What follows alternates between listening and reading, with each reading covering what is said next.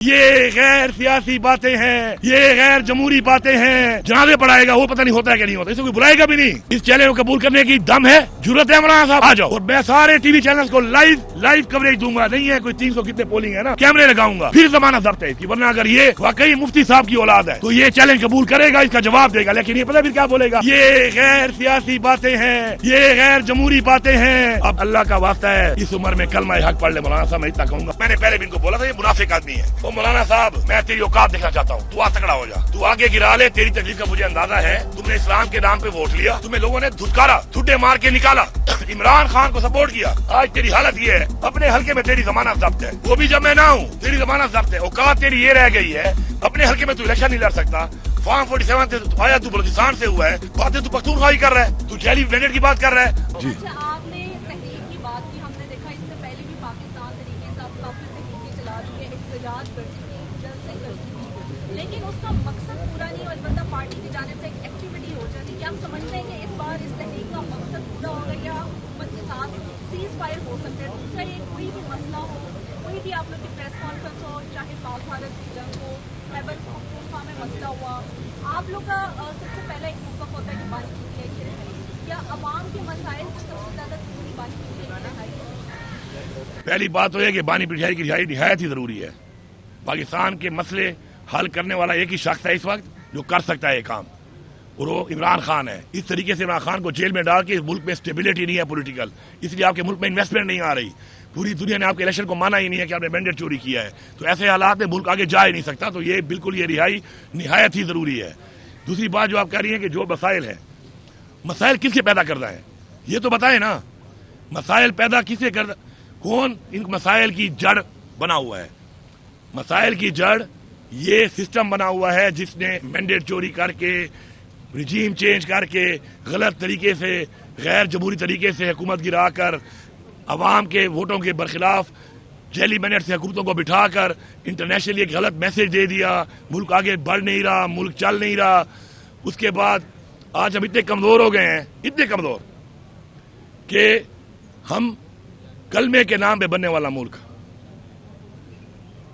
اسلام کے نام پہ بننے والا ملک، آج ہماری یہ حالت ہے کہ کہیں مسلمانوں پہ جبر ہو، ظلم ہو، ہم کھل کے بات بھی نہیں کر سکتے، کھل کے بات بھی نہیں کر سکتے. تو ہماری خودداری ختم کر دیا ان لوگوں نے. ہماری خودداری ختم ہو چکی ہے. ہماری خودداری کے اوپر کوئی کمپرومائز نہیں ہے، خود مختاری پہ کوئی کمپرومائز نہیں ہے. ہم نے طریقے چلائی ہیں، ہم کوشش کر سکتے ہیں. فیصلہ اور صلہ اللہ تعالیٰ دیتا ہے. ہم بھرپور کوشش جاری رکھیں گے، ہر حد تک جائیں گے انشاءاللہ. اور میں آپ کو یہی بتا دوں کہ حضور پاک صلی اللہ علیہ وسلم جیسی ہستی بھی جو اللہ کے محبوب اور اللہ کا پیغام لے کے آئے تھے، ان کو بھی کتنے سال لگے اور چند سو لوگ مسلمان ہوئے صرف. لیکن پھر ایک وقت آیا کہ جب لوگوں نے دیکھا کہ حق اور اللہ کا پیغام لے کے آئے ہیں تو اسلام پوری دنیا میں پھیل گیا. پھر کیا ہوا، ہم مسلمانوں نے ان کا راستہ چھوڑ کر ہم کسی اور راستے پہ چل پڑے. آج پھر مسلمان پوری دنیا میں ان کو مارا جا رہے ہیں، مار کھا رہے ہیں. تو ہمیں اپنی اسلامی تاریخ سیکھنا پڑے گا.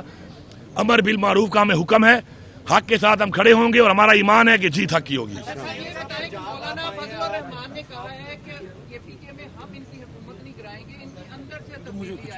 اس کو میں فضل الرحمان کا جواب میں دے دوں. اور دوسرا یہ کہ بانی پی ٹی آئی کی حکومت آئی اور انہوں نے اعلان کیا ہم 90 دن میں ملک سے کرپشن کا خاتمہ کریں گے، 90 دن میں لوٹا ہوا پیسہ اندر لائیں گے. وہ ان کے کوئی اعلانات پورے نہیں ہوئے. اور آپ کا 90 دن کا جو بانی پی ٹی آئی کا رہائی کا اعلان ہے یہ کس طرح پورا کریں گے؟ کیا جیل توڑ گے، کیا کریں گے؟ سر ایڈ کیجیے گا مولانا کی شہادت کے حوالے سے. جی پہلی بات اب یہ سنیں آپ، پہلے میں اس کی بات کرتا ہوں. ابھی ہمارے ایک باجوڑ میں ہمارے مولانا صاحب کو شہید کیا گیا. آپ دیکھیں اس کا بیٹا کیا نعرے مار رہا ہے. وہ سیکھو، عقل کے دروازے کھولو. آپ دیکھو اس کا بیٹا کھڑے ہوئے کیا نعرے مار رہا ہے. اعتماد ختم ہو گیا ہے، اداروں پہ اعتماد نہیں ہے. تو اس سے کوئی سیکھنا چاہیے. دوسری بات جو آپ کہہ رہی ہیں مولانا فضل الرحمان کی، مولانا فضل الرحمان کے بارے میں مجھے ایک ٹائم میں کہا گیا کہ جی آپ اس کے بارے میں کوئی بات نہ کیا کریں. میں نہیں کرتا.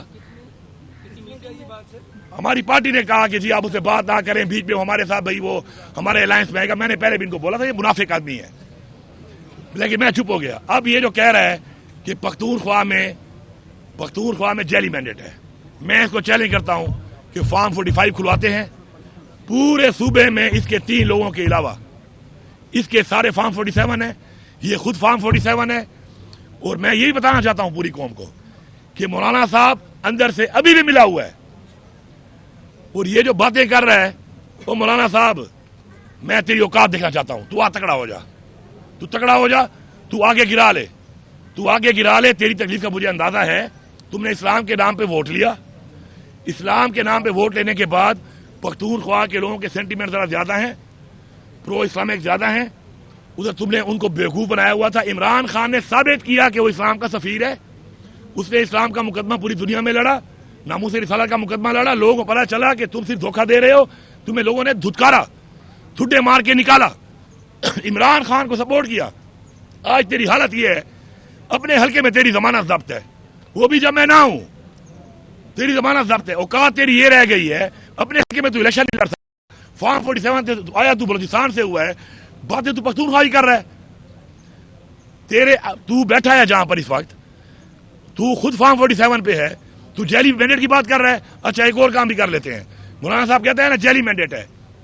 میں ابھی آج پھر چیلنج کرتا ہوں مولانا صاحب, آپ کو پہلے میں نے ہرایا غیر موجودگی میں, پھر میرے بھائی نے ہرایا. آج یہ تمہیں چیلنج ہے, ہر پولنگ پہ صفا دے گا تو اور میرے بھائی نے. تو جیت گیا, میں سیاست چھوڑ دوں گا, تو سیاست چھوڑے گا. تو نماز پڑھائے گا اس کے بعد, پتہ نہیں تیرے پیچھے نماز بھی ہوتی ہے کہ نہیں ہوتی. جنازے پڑھائے گا, وہ پتہ نہیں ہوتا ہے کہ نہیں ہوتا. اسے کوئی بلائے گا بھی نہیں. اس چیلنج کو قبول کرنے کی دم ہے, ضرورت ہے مولانا صاحب, آ جاؤ. اور میں سارے ٹی وی چینلز کو لائیو کوریج دوں گا. نہیں ہے کوئی 300 کتنے پولنگ ہے نا, کیمرے لگاؤں گا. پھر ضمانت ضبط ہے اس کی, ورنہ اگر یہ واقعی مفتی صاحب کی اولاد ہے تو یہ چیلنج قبول کرے گا, اس کا جواب دے گا. لیکن یہ پتہ پھر کیا بولے گا, یہ غیر سیاسی باتیں ہیں, یہ غیر جمہوری باتیں ہیں. اب اللہ کا واسطہ ہے, اس عمر میں کلمہ حق پڑھ لے مولانا صاحب, میں اتنا کہوں گا, باقی آپ بات کر لیں.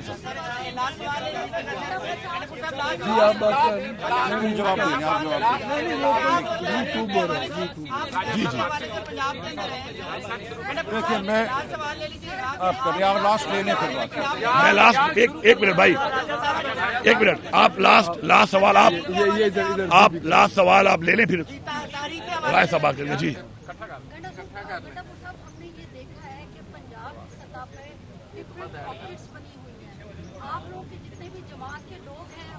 آپس میں رفت ہیں, مسائل ہیں ان کے آپس میں. ہم نے ایسا معلوم ہوتا ہے کہ جیسے مسلمان کہتے ہیں اللہ کی تو مانتے, اللہ وہ مانتے ہیں لیکن اللہ کی پنجاب کی بات میں, تو آپ لوگوں کے جو لوگ ہیں وہ خان صاحب کو پہچان دینے کے لیے تیار ہیں, لیکن خان صاحب کے لیے اکٹھے ہونے کے لیے تیار نہیں. اس مسئلے کو آپ کیسے دیکھتے ہیں؟ میں پہلے پنجاب کے اندر آپ آئے ہیں, لیکن آپ کے پاس جو سینئر قیادت ہے پنجاب کی, تاریخ کے حوالے سے چلے ہیں, علی حمزہ صاحب آئے ہیں, یہ کہا جا رہا ہے کہ مریم نواز کی لائف پر ان کو جو ہے وہ نہیں بلایا گیا.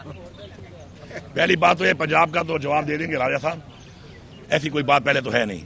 دوسری بات میں اوور آل بات کرتا ہوں پارٹی یونٹی کے اوپر. دیکھیں ہماری پارٹی میں اس میں کوئی شک نہیں ہے کہ قربانیاں بھی بہت زیادہ دیں, اور جب پارٹی بہت بڑی ہو جاتی ہے تو آپس میں اختلافات آ جاتے ہیں.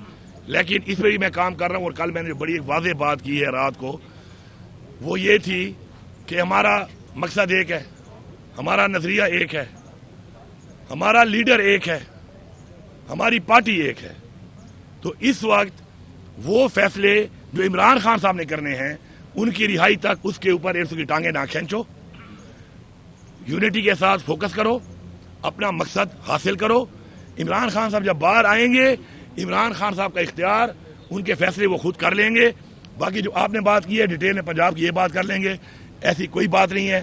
انشاءاللہ ہماری پارٹی یونائٹڈ ہے. ایک گھر میں اختلافات ضرور ہو سکتے ہیں, لیکن ہم ایک گھر ہیں, ہم ایک فیملی ہیں. اختلافات ضرور ہو سکتے ہیں, لیکن انشاءاللہ ہم مضبوط ہیں, مضبوط ہو کے کھڑے ہیں. اور اب یہ طریقے جو ہم دوبارہ شروع کر رہے ہیں, تو اس میں پہلا جو میسج ہے ہمارا, اور جو پہلی بات ہے جو کل میں نے کی ہے, وہ یہی کی ہے کہ اس میں پہلے ہم نے اندر خود یونٹی پیدا کرنی ہے, اس کے بعد ہم نے آگے بڑھ کے دشمن کا مقابلہ کرنا ہے. شکریہ.